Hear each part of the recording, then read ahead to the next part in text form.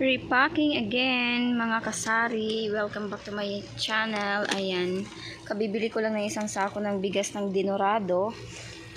I-repack ko siya tig half kilo at saka tigwa 1 kilo. Ayan na po yung na-repack ko. Ito naman po yung kalahating kilo kasi may naghahanap po sa akin. Kaya ko ginawa yung per kilo po, per balot na po siya 1 kilo, para pag once na may bumili, madali ko lang pong maibigay sa kanila agad-agad. Hindi na po ako mag kilo-kilo pa, lalo na pag sunod-sunod ang customer, pabilisan na po talaga ito. So ayan, yan po yan mga kasari.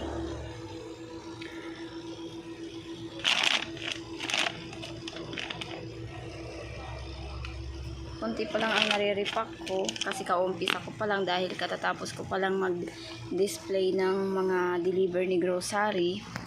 Ayan mga kasari, puno na naman ang bitay-bitay ni Madam Solidad.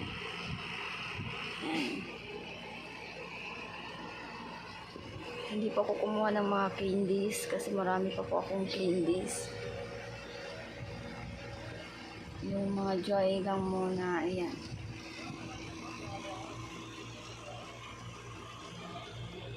Yan yung aking timbangan.